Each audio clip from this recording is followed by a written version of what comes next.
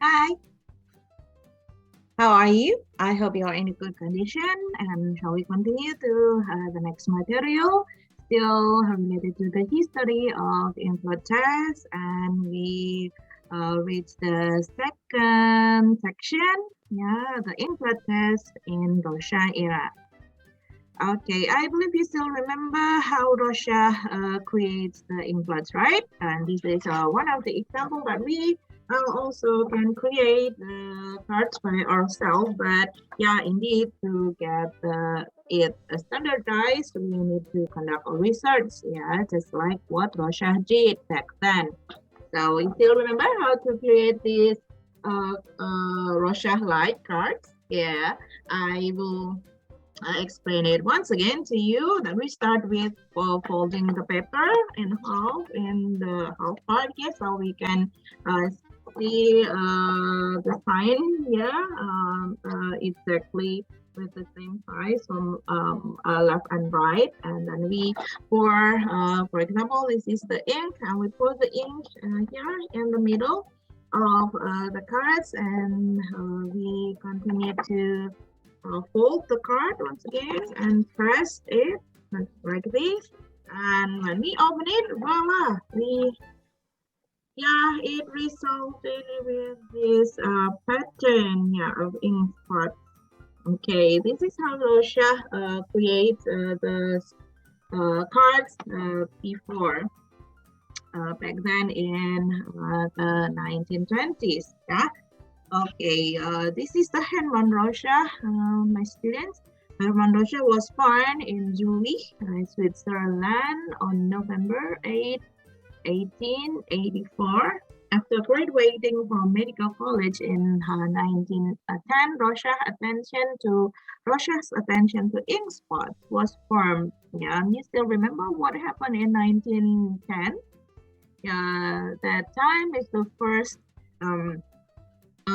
in spot cards published, right? Okay, you can go check it out again. And his attention to ink spots grew rapidly in 1911. Then he started to conduct research. In 1921, he published the article Psychodiagnostic.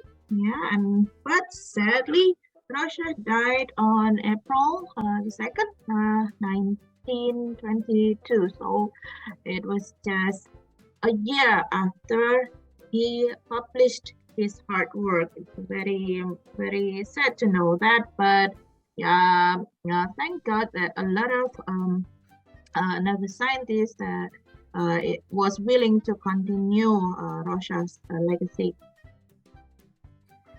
Yeah, the psychodiagnostic manuscript of 1921 explained that subject responses to inkblot, for example, like this inkblot, okay, which were considered informal categories, provided the basis for objective methods of personality diagnosis. Yeah, this statement was the stated in the Russia books. The manuscript was prepared with Emil Oberhauser, Russia co-worker. Yeah, thankfully he had a co-worker, so Oberhauser can continue the Russia project after he passed away. So after Russia, David Levy, who trained with Oberhauser, introduced the Russian methods in the United States, from Germany to the United States. And then Samuel Beck, who was influenced by Levy, also studied with Oberhauser and became the first United States psychologist to publish material on these Russian methods. Soon afterwards, Hertz followed his footsteps and conducted research on the methodological aspect of Russia. In 1934, Bruno Klopper expanded the ideas and techniques of the Russian methods through study group and a lot of study groups and lectures from one lectures to another. He also took a broad interest in expanding projective techniques, organizing and publishing the Russia Research Exchange in 1936. For your information, the scoring methods and also the interpretation strategies that we discuss in this course is based on Bruno Klopfer's work. 3 years later, the Russia Institute was organized into clearinghouse for research and as a training center for projective techniques, not only for Russia, but for other projective tests. Yeah, this one mentions is the thematic perception test. And the later development of Russia is the comprehensive system proposed by John Exner in 1982.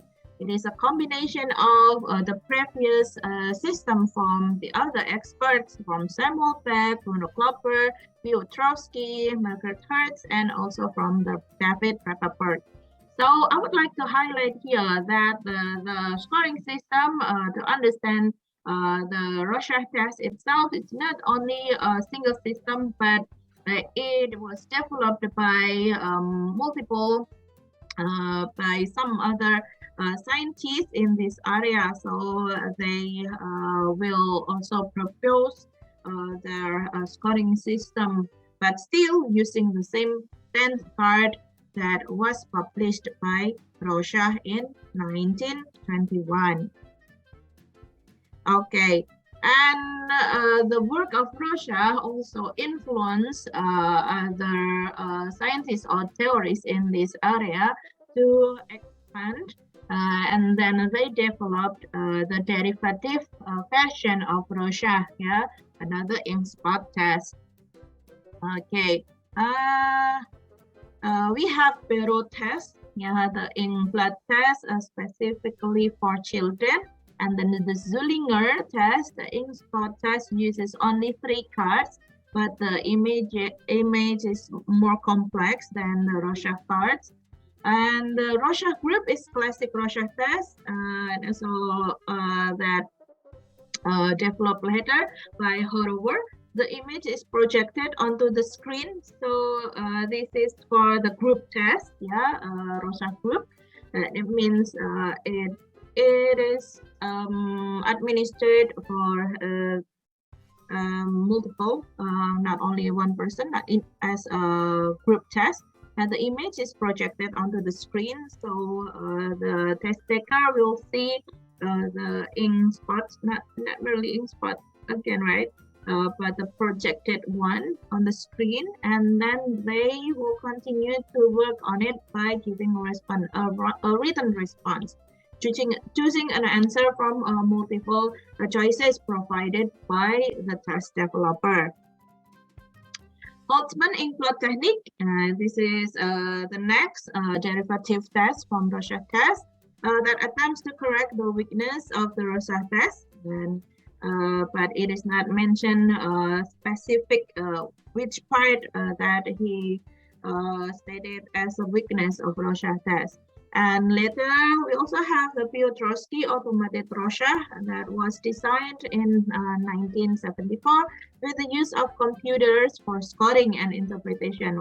It is more advanced than the before that only requires manual scoring, but started with the Piotrowski here using computers to help the test taker score the response of the test instructor to score it using the computer here. And that's all for the derivative test from the Russia test. And this is still a lot of opportunity for us to develop and also to understand, or maybe to create the new scoring system based on the research on Indonesia, for example. So it's very interesting subject also, right? Okay, thank you for watching, and we will continue to the next material related to Russia test. Stay tuned.